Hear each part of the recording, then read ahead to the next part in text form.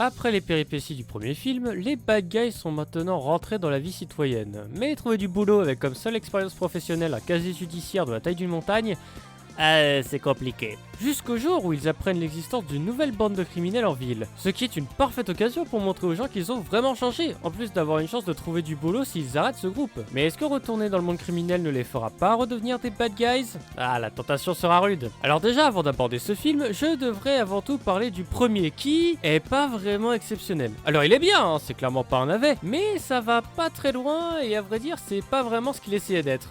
Oui, parce qu'on va pas se le cacher, le premier Bad Guys c'est avant tout une démo technique de leur nouveau style d'animation. Pour le reste, c'est du strict minimum, et ça en fait un résultat cool, mais pas transcendant.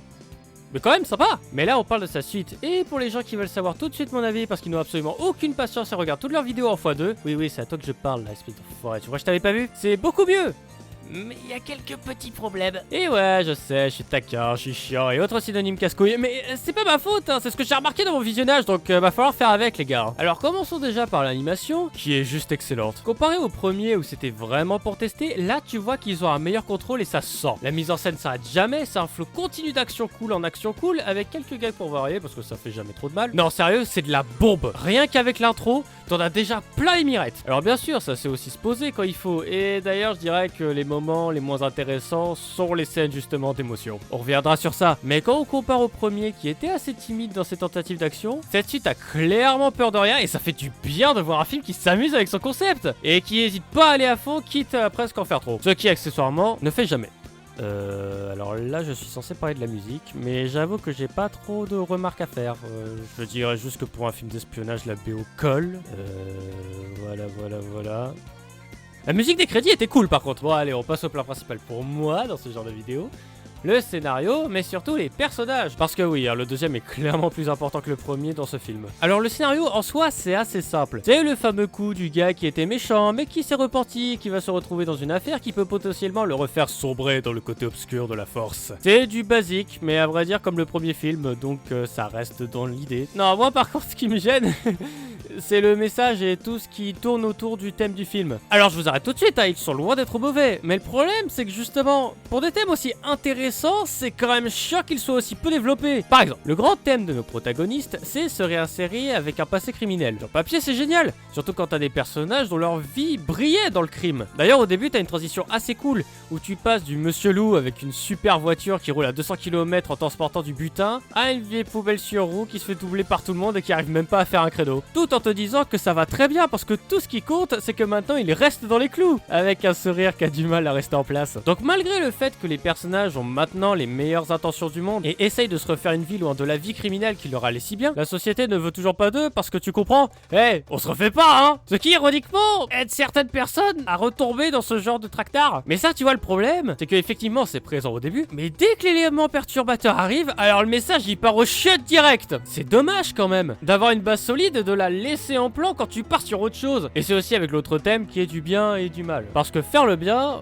oui c'est une bonne chose, mais s'il te donne une vie misérable où tout le monde te rejette, est-ce que ça vaut toujours le coup de rester dans la droiture quand tu peux juste revenir à ta vie de luxe qui était certes mauvaise, et des gros guillemets de merde là, mais qui te rendait heureux? Ça aussi, encore une fois, c'est du bon matériel sur lequel mettre des enjeux et du développement de personnages, ou même du conflit. Mais non, on a bien une scène un peu tristoune où le loup se demande si en effet ce serait pas plutôt une bonne idée de redevenir un bad guy, mais vu que le scénario ne laisse pas vraiment le temps de mijoter l'idée, bah du coup ça a l'air juste d'être une scène d'émotion assez vite fait car faut du drama. Je dirais d'ailleurs que le film est super fun en général, mais dès qu'il essaye de faire du mélodrame, alors là ça fait l'effet d'un pétard mouillé. Peut-être que ça a un rapport avec le fait que ces scènes sont super rapides et que le film a vraiment aucune intention de ne serait-ce que faire un effort quand ça arrive. Vous voyez quand je dis que c'est du gâchis? Le film a de la matière pour aborder des sujets super intéressants, mais le truc c'est qu'il s'en fout. Et il est tellement concentré à faire des gags et des scènes d'action que du coup le film oublie totalement qu'il a un thème. Et honnêtement, quand tu vois le résultat en surface, tu te dis que ça en vaut la chandelle. Mais dans le fond, c'est complètement une occasion manquée. D'ailleurs, la scène d'entretien d'embauche m'a pas mal rappelé de mauvais souvenirs, surtout quand tu vois comment elle se conclut. Donc en ce qui concerne le scénario, ça va. Mais qu'en est-il des personnages? Et bah on a à boire et à manger. Déjà les bad guys, qui sont en fait les good guys maintenant, mais c'est moins catchy pour le titre, ont une dynamique de groupe toujours aussi bonne. Alors séparés, ils sont plutôt quelconques, hein, à part le loup, mais vu que c'est le perso principal, il y a intérêt qu'il ait des trucs à faire. Mais honnêtement, à part ça, le groupe se cimente bien à un détail près. Le rôle de Piranha à la base c'est censé être les muscles du groupe, car c'est un un petit teigneux complètement taré, mais là dans la suite, c'est pas vraiment le cas. À vrai dire, je me souvenais même plus de sa fonction au sein de l'équipe et le film ne m'a pas aidé à m'en rappeler, ce qui est un peu fâcheux. Et avant d'aborder les personnages secondaires, j'ai une toute petite question à poser.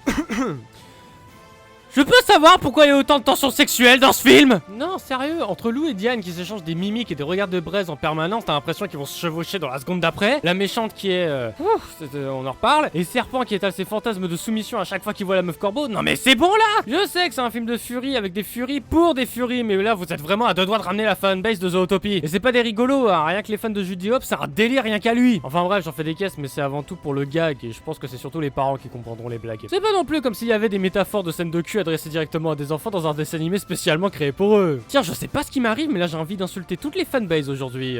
À croire que ça m'a vraiment manqué de faire des vidéos. Bon, plus sérieusement, retournons à nos moutons. Donc en nous mettant les good guys, il y a Diane qui est de retour et qui reste cool comme dans le premier film. C'est-à-dire qu'il n'y a pas vraiment de changement comparé au 1, mais par contre, j'ai remarqué un truc. C'est moi où la voix est super nulle là. C'est super bizarre, genre c'est comme si le perso était doublé par un Star Talent. Putain, j'en ai marre d'avoir raison. Et le pire, c'est qu'elle est plus nulle que dans le 1. Genre elle marche à l'envers. Après ça, donc, il y a les méchantes. Enfin, surtout la méchante. Les deux sidekicks sont rigolos, mais pas vraiment marquants. Malgré que, comme je l'ai dit, une des deux a une relation amoureuse avec Serpent. Mais ça suffit pas, malheureusement, pour le rendre intéressant. Non, moi, je veux vraiment parler de la méchante principale. Misty Gris qui est...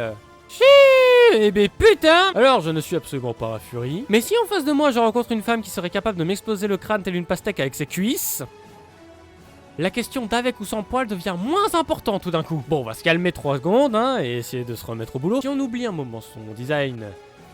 C'est extrêmement intriguant. Le personnage en soi est assez basique. C'est une méchante très méchante sans rien de plus. Elle a certes du charisme et de bonnes interactions avec Lou, mais c'est à peu près ça. Et encore une fois, c'est dommage car on aurait pu montrer une autre facette de ce personnage. Quand elle raconte son passé, tu comprends que si elle est tombée dans le crime, c'est parce qu'elle a compris à un très jeune âge que la société récompense les uns en délaissant les autres. Et que le seul moyen pour certains d'avoir ces récompenses, c'est de les prendre eux-mêmes des mains des responsables. Ça, c'est une base super solide pour un méchant intéressant qui pourrait emmener à une confrontation très forte avec notre héros. Mais comme tout ce qui est de nature profonde dans ce film, c'est balancé comme ça pour faire genre et plus jamais on revient dessus, ce qui est encore une fois putain de décevant. Désolé chérie, mais malheureusement tu resteras une coquille vide. Une coquille vide super sexy, mais vide quand même. Petit aparté pour dire que la commissaire, qui était la police super vénère dans le premier film, est vraiment hilarante dans cet opus, et même si certains diront que c'est juste une version de Gaston Lacogne avec des nichons, moi perso ça me fait rire. Bon allez, c'est pas tout ça, mais faudrait bien conclure un moment. Franchement, je vous invite clairement à aller voir Bad Guys 2 au cinéma. Alors c'est pas du Shakespeare, hein, mais c'est clairement mieux que les nouveaux Marvel. Et puis même en tant que film d'action, c'est très bien fait. La seule critique que je dirais, c'est que on aurait pu avoir tellement plus. Je veux dire, merde, une suite DreamWorks, c'est pas rien. Et surtout un numéro 2. C'est très souvent les meilleurs films de leur licence respective, les numéros 2, alors pourquoi là ça marcherait pas? Et là vous me répondrez sans doute, enfin c'est pas si grave, de toute façon le premier Bad Guys était pas sans sas non plus, donc tu t'attends vraiment à un banger? Oui, j'imagine que vous avez cette voix quand vous me parlez, ça c'est le temps hein. Mais en attendant je te répondrai que oui, en effet le premier était bon sans plus, comme le Chapeauté 1 qui était moyen en étant généreux, mais dont sa suite a littéralement choqué, qui reste un des meilleurs films d'animation de ces 10 dernières années. Donc non, je suis désolé, si le Chapeauté 2 a réussi à me faire retourner le cerveau ainsi que le monde entier, je vois pas pourquoi les Bad Guys 2 auraient un droit spécial comme quoi ils peuvent se permettre d'être juste bien. Surtout que bordel, il y a du potentiel. Il y a plein de pistes intéressantes à exploiter et de relations entre personnages à mettre en action. Mais le film fait le minimum syndical et pour moi ça reste du gâchis. On aurait pu avoir tellement plus avec ce film. Mais finalement on a juste un truc, bon, au-dessus de la moyenne, sans problème.